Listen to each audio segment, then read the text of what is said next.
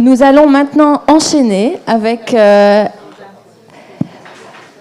Anna Kumelowski, qui est chercheuse en art, qui va venir nous parler de la dernière exposition yougoslave, la Jugoslovenska Documenta et l'espace culturel commun.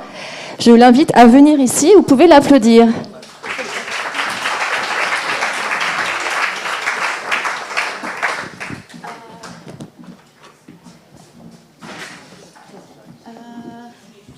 Bonjour, merci beaucoup pour l'invitation pour intervenir dans vos assises. Je sais que c'est un sujet qui n'est pas tout à fait dans le sujet général, mais ça me fait quand même très plaisir de pouvoir au moins de cette manière montrer ma solidarité. Je suis en ce moment chercheuse invitée à l'Institut d'études avancées qui lui-même se trouve aussi dans une difficulté à cause de ces coupures. Et du coup, on est 12 chercheurs étrangers entourés de tous nos collègues qui nous ont tellement donné, tellement soutenus, qui se retrouvent maintenant dans la situation où ils perdent le travail, la perte de certitude. Donc, merci beaucoup aussi à Nathalie, à toute l'équipe pour m'avoir invitée. Pardon. C'est mieux comme ça ? Ok, parfait. Alors, étant historienne, mes recherches ne sont pas tellement ciblées sur la vie quotidienne et sur l'avenir, mais par conséquent, je peux vous aujourd'hui parler d'une biennale exceptionnelle sur laquelle j'ai eu la chance de travailler pendant mon séjour à Nantes et qui peut-être pourra donner quelques pistes au moins de réflexion dans un autre espace temporel et géographique. Donc, la Jugoslovenska Documenta. Aujourd'hui, elle est souvenue comme la dernière exposition yougoslave. Et cette biennale était ouverte à Sarajevo en 1999, mais offre en réflexion sur le rôle des artistes et les acteurs culturels dans les situations d'abandon étatique dans la secteur de la culture. Donc, seulement 2 ans avant la disparition de l'État dans une série de conflits violents, la plus grande exposition d'art yougoslave jamais ouverte a été inaugurée sous le nom Jugoslovenska Documenta, la Documenta yougoslave. Ce dernier soupir de la culture supranationale yougoslave était le résultat des années d'efforts investis par un petit groupe des artistes bosniens qui ont mobilisé leurs propres réseaux et compétences pour remplacer une infrastructure officielle qui était franchement un peu manquante. En comparaison avec les autres centres culturels de la Yougoslavie, comptant parmi eux les grandes villes comme Ljubljana, Zagreb, Belgrade, Novi Sad aussi, et ces centres culturels étudiants, les artistes bosniens ont dû faire face à une classe politique qui était particulièrement conservatrice et généralement pas très intéressée par l'art. Cependant, les artistes de la République, qui étaient aussi la plus multinationale de l'État fédéral, ont participé activement dans la sphère partagée de culture commune yougoslave, mise en place par ce qui Zdenka Badinovac a appelé une infrastructure culturelle parallèle, qui était acceptée par l'État, mais qui fonctionnait en dehors de l'influence directe des pouvoirs publics. En voyageant, exposant et étudiant dans les autres capitales de la Yougoslavie, les artistes de Sarajevo étaient intégrés par nécessité dans les réseaux régionaux, qui leur permettaient surtout un espace d'expérimentation avant-garde nié par les institutions plus conservatrices. Le projet de Documenta, lancé en 1984, est donc à la fois la preuve de l'importance de ces réseaux dans la production artistique yougoslave, mais aussi une preuve d'une volonté d'intégration et d'expansion d'un système culturel qui fonctionnait en parallèle à l'État à un moment de déclin de ces-mêmes.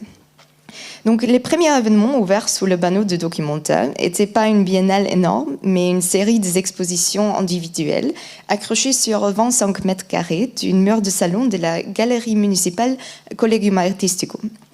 organisé par un trio d'artistes, Yusuf Hadjivesovic, Radoslav Tadic et Sacha Bukvic, souhaitant documenter le travail de leurs collègues.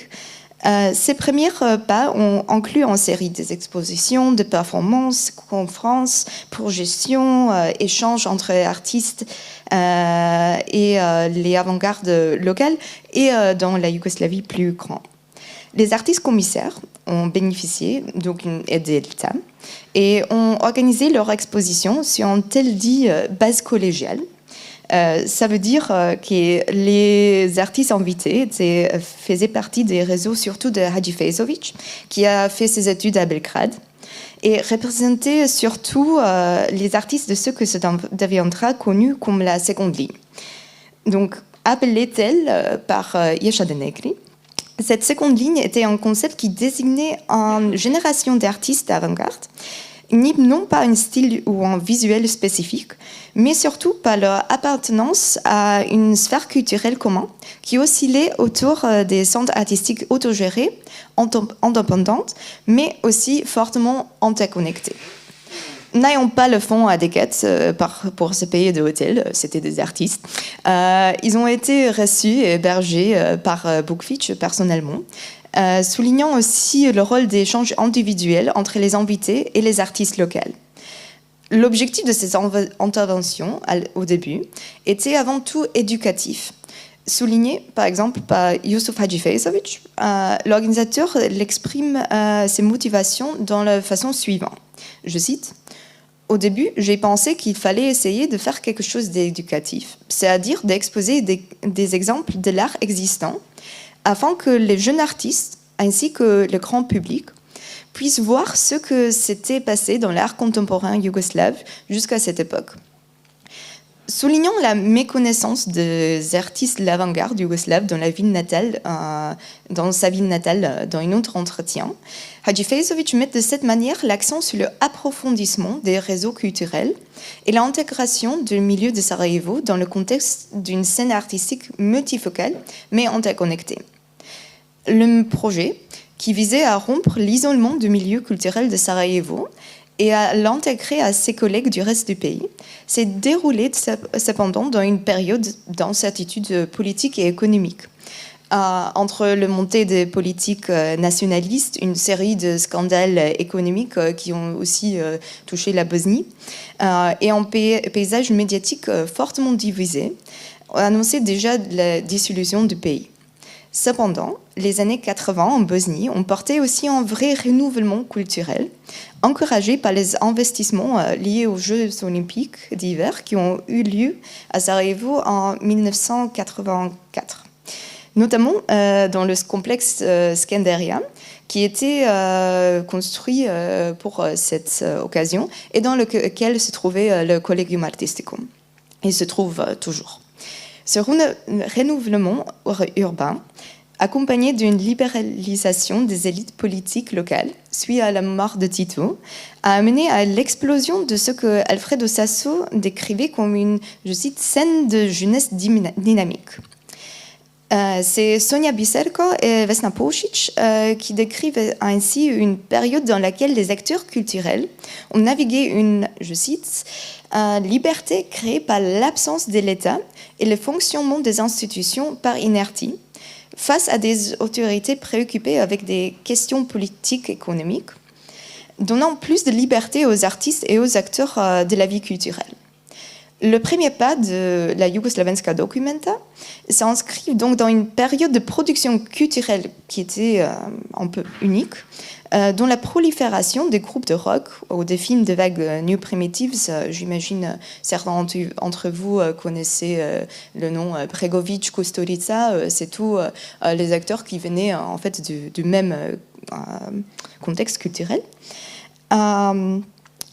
Les artistes curateurs, eux-mêmes faisant partie d'une cohorte décrite par Lidia Spaskovska comme une génération de crise, ont de ces façons participé à la production d'une sphère sociale yougoslave, offrant une alternative aux institutions étatiques inefficaces et qui étaient de moins en moins fiables.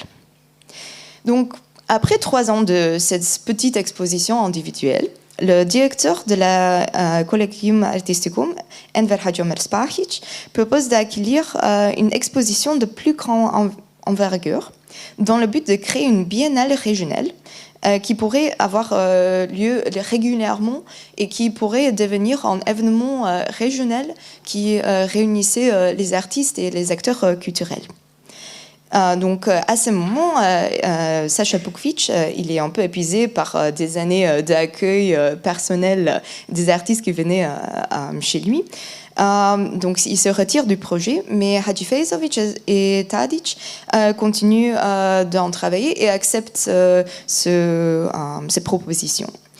Donc sur les 129 ou 140, les sources sont un peu incertaines sur le nombre d'expositions exactes qui a eu lieu pendant ces 3 ans.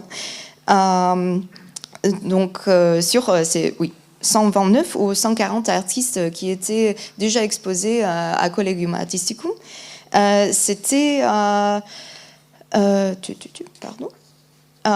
c'était entre 80 entre eux qui sont revenus... Ah non, pardon, je me suis complètement trompée.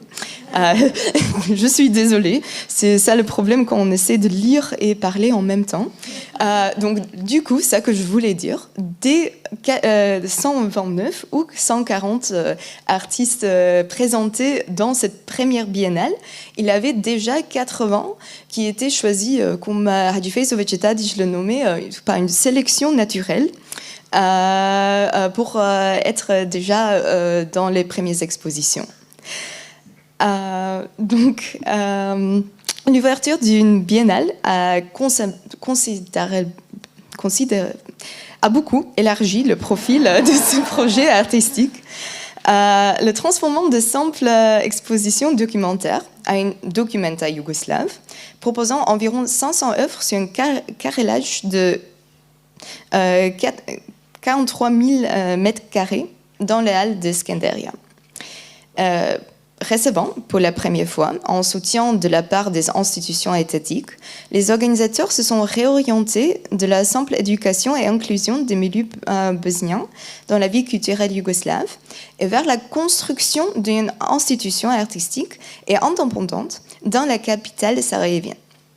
Ceci est souligné dans le catalogue paru pour l'occasion, également par Hadji Faizovic. Je cite: le fait est que Belgrade, Zagreb et Ljubljana ne sont plus le seul centre artistique important de la Yougoslavie et que Sarajevo est en passe d'en devenir une autre. À partir des expositions dites documentaires, le projet est maintenant connu sous le nom Jugoslovenska Documenta, en faisant référence à la célèbre exposition organisée dans la ville allemande de Kassel. Considérant le manque de soutien étatique pour la culture, la référence était très ciblée.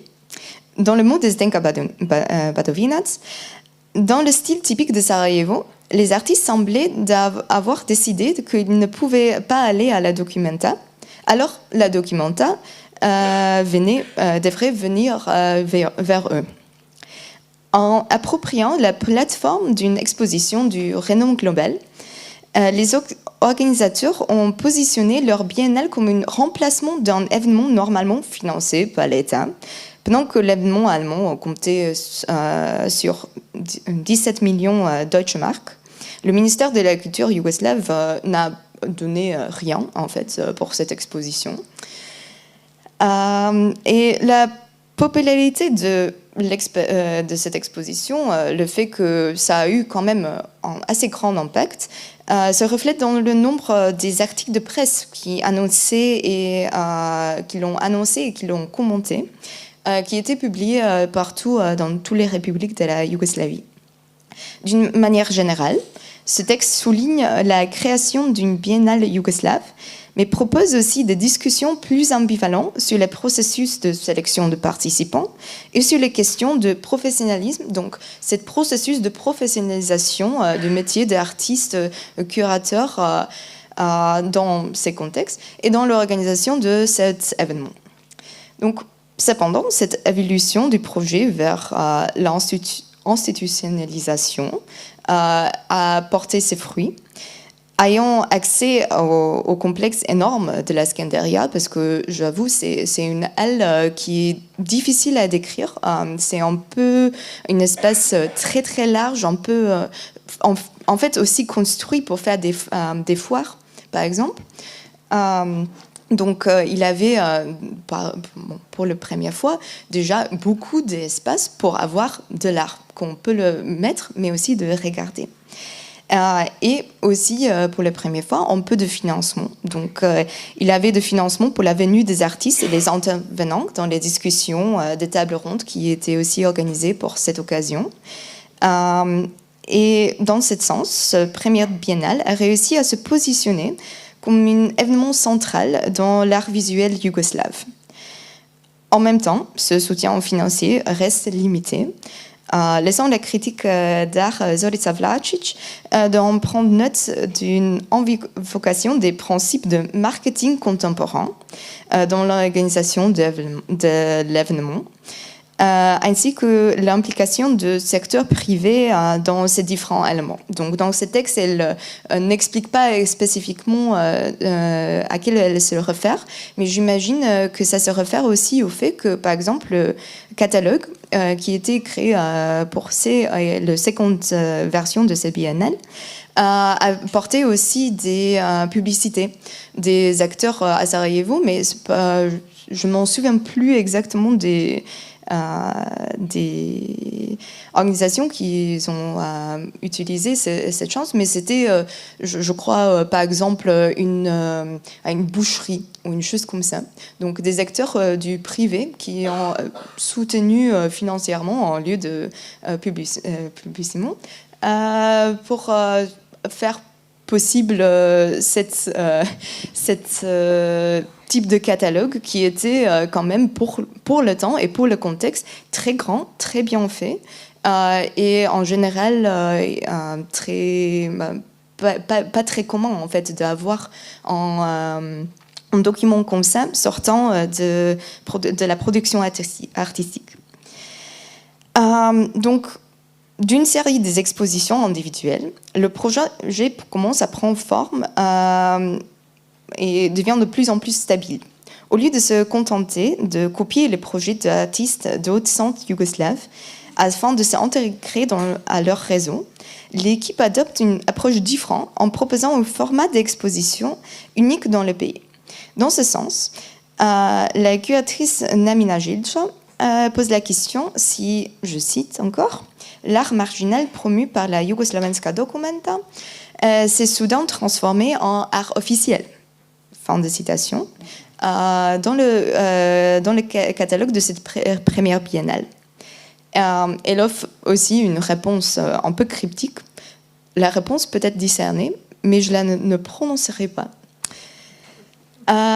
Et donc, on arrive à la seconde et dernière édition de la Jugoslovenska Documenta, qui ouvre ses portes en juillet 1989, seulement quelques semaines avant que Kosovo et Vojvodina perdent leur statut de région autonome.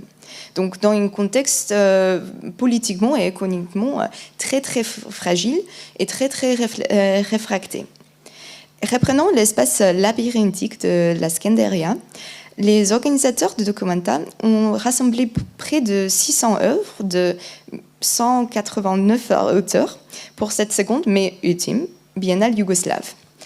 Il est intéressant de souligner que pour cette exposition, les conservateurs ont réussi à inclure presque tous, sinon tous, le nombre le plus pertinent dans ces périodes de l'histoire de l'art de la Yougoslavie. Donc, entre Irvin, Marina Abramović, Braco Dimitrijević, Raša Todosijević, Aleksandar Bukvić, Sanja Iveković, les deux frères Stilinović, Tomislav Gotovac, l'exposition présentait le travail de ceux qui seraient bientôt reconnus comme faisant partie de l'élite régionale de l'art contemporain. Cette source suggère que le vernissage, ouvert à minuit, a réuni plus de 100 000 personnes dans les halles du Collegium Artisticum, ce qui franchement, et beaucoup pour une petite ville comme Sarajevo. J'imagine que même à Nantes, avoir 100 000 personnes pour un vernissage, c'est difficile à avoir. Donc vous pouvez imaginer l'effet que ça fait à Sarajevo, ce qui a une de taille de ville un peu similaire à Nantes, mais avec une infrastructure culturelle qui est beaucoup moins éloignée qu'ici. Donc, selon Hadji Faizovic, les catalogues de l'exposition se sont ensuite retrouvés entre les mains d'acteurs tels que Achille Bonito Oliva et Robert Rauschenberg, et ça signale également un effort publicitaire qui visait la reconnaissance internationale de cette biennale. Plus encore qu'en 1987, les organisateurs ne se contentent pas de miser sur la taille de l'événement, qui est à la fois impressionnant et peut-être un peu exagéré. La Jugoslovenska Documenta devient également un lieu de présentation en fait, de l'art yougoslave, en mettant l'accent sur les pays étrangers et le marché mondial d'art, auquel les artistes de la région n'avaient guère accès. Dans le premier comme dans le second catalogue, une analyse qui permettrait aux lecteurs de repérer l'influence des nationalismes politiques dans cette période est presque entièrement absente. Alors que le catalogue de 1987 révèle certaines réflexions et références marginales au développement politique dans la région, le catalogue de 1989 évite toute forme de cadrage politique. Le texte critique, comme celui de Mohamed Kara Mehmedovic, font aussi référence à, je cite, l'espace culturel commun ou à la tradition yougoslave, sans avoir à justifier leur existence faute de traditions locales présentes dans les différentes républiques du pays. Donc, dans un moment que beaucoup des acteurs culturels viennent de revendiquer en fait les différences et les spécificités nationales de paysages culturels et artistiques, là, il y a une reconnaissance, bien sûr, et dans les différents textes, il y a des références aux traditions spécifiques, par exemple à Zagreb ou à Belgrade, mais le concept de la scène yougoslave comme tel n'est pas questionné, elle n'est pas expliqué, elle est pris comme un fait qui existe. Sur les réactions négatives sur la première édition de la Biennale se ciblent surtout sur les capacités professionnelles des organisateurs. Les textes critiques portant sur la seconde édition s'attaquent surtout au concept unifiant de l'exposition, tel dans un espace yougoslave et de culture commun dont je parlais juste avant. Même les acteurs culturels impliqués dans la sélection, tels que Zdravko Grebo, ont sévèrement critiqué l'exposition pour son focus sur ces arts yougoslaves en tant qu'unité, à part de quelques critiques pertinentes concernant la mise en scène et sa lisibilité.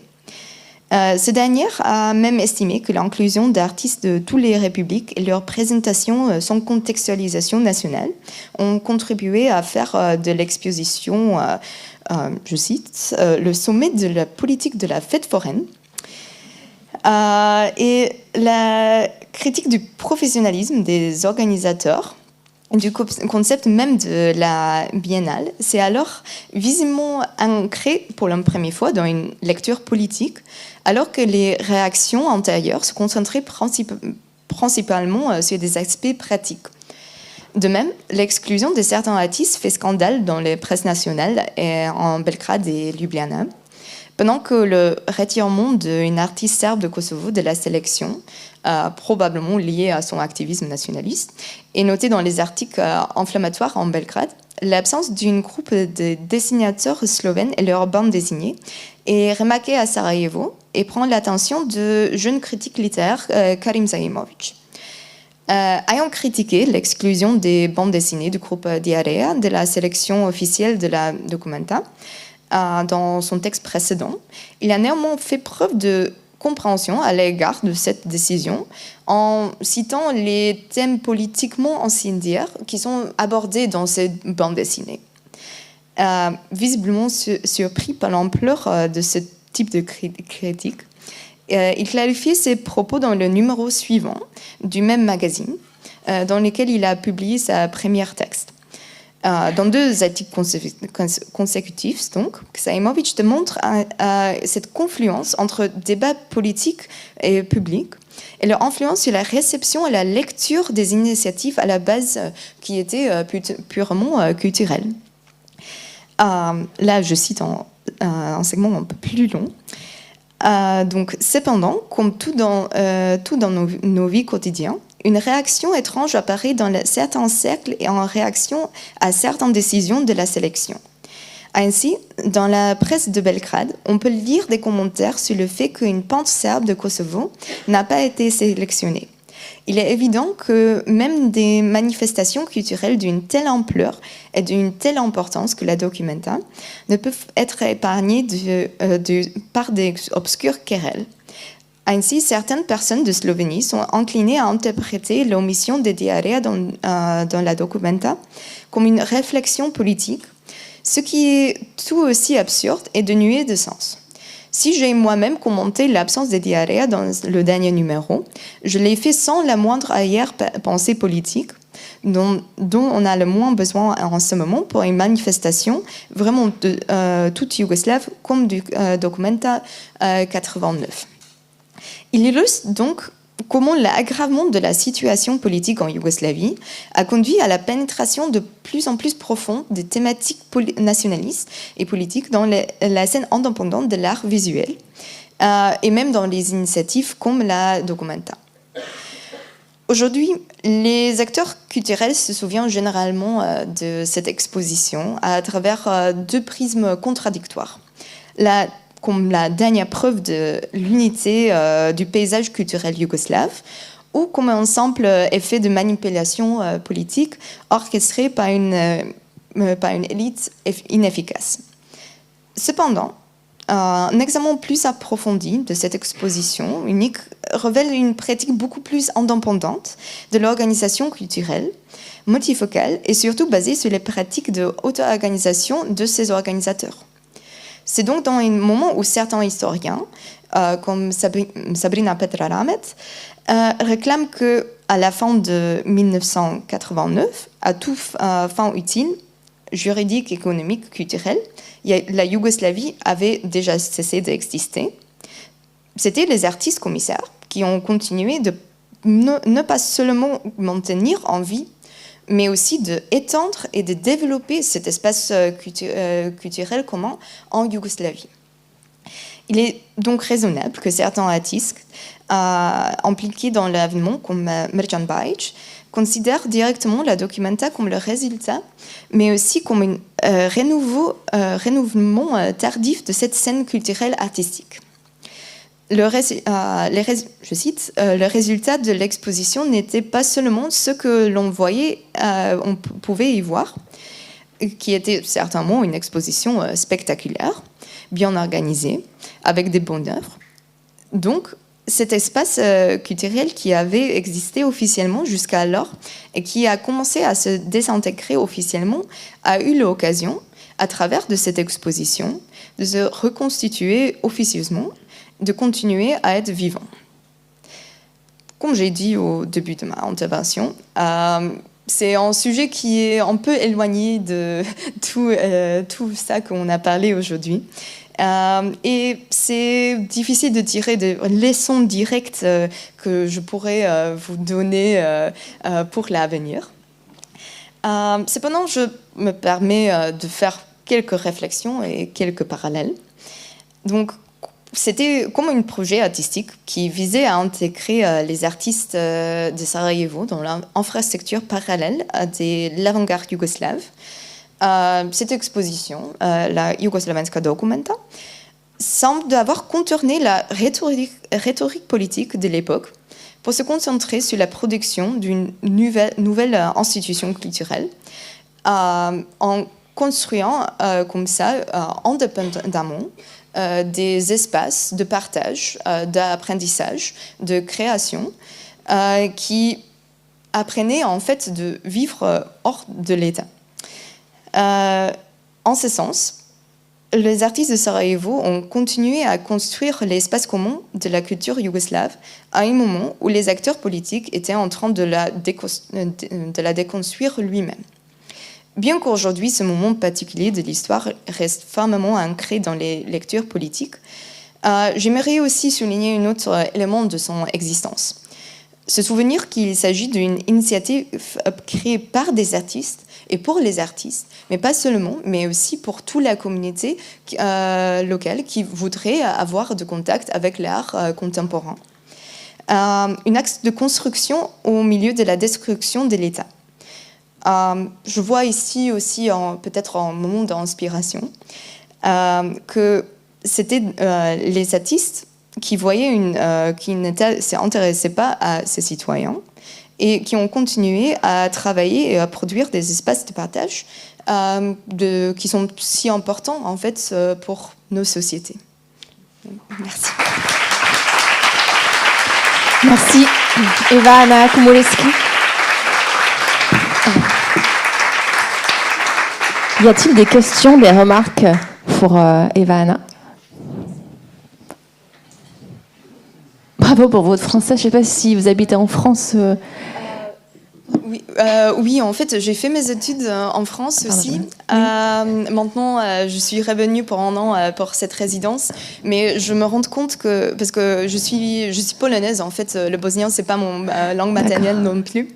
Donc, je me rends compte qu'entre l'accent français et les noms bosniens, il y a des moments de prononciation, je suis désolée pour ça. Alors, pour les noms qui ne sont pas français, je pense que personne n'a vu la différence. Enfin, merci. C'était parfait, merci. Des questions, des remarques? Oui? Alors, je passe toujours dans la caméra. Hop. C'est vraiment une question toute simple. Hein. Qu'est-ce qui vous a amené à travailler sur un Jugoslavenská Documenta et à cette période en 89, avant la chute du mur de Berlin, avant le déchirement de la Yougoslavie? Qu'est-ce qui vous amène à ça? Alors, c'est une question assez intéressante. J'ai aucun lien familial avec la Yougoslavie, c'est tout un hasard géographique. Mais j'ai fait ma thèse sur les arts visuels et les narratifs pendant le siège de Sarajevo. Et comme une des choses que je me suis aperçue assez vite fait en étudiant l'histoire de la ex-Yougoslavie, c'est que très souvent c'est écrit à partir de la fin en fait de l'État. Donc très souvent on vient avec l'idée que bon l'État c'était fini, donc on pense surtout à ça qui s'est passé dans les années 90. Et quand j'ai travaillé sur ma thèse, je me suis fait attention aussi à cette exposition qui me semblait très intéressant parce qu'elle est quand même assez souvenue. Il y avait une exposition à Ljubljana, je crois en 2017, si je ne me trompe pas, d'une exposition sur cette exposition. Donc c'est pas complètement inconnu, mais c'est en fait assez peu recherché. Donc ça qui m'a vraiment fait plaisir pendant cette année ici à Nantes, pour avoir le temps de retracer pas juste cette dernière édition de la Jugoslavenská Documenta, qui était, ça donne quand même une image assez forte, assez entendu, mais de tracer aussi de comment en fait c'était possible que quelque chose comme ça s'est passé à un moment comme ça. Donc cette réflexion de regarder les pratiques, la vie quotidienne, en fait, pour retrouver une meilleure approche au quotidien qui n'est pas seulement basée sur les histoires politiques ou histoires économiques, qui eux-mêmes donnent une complètement autre image.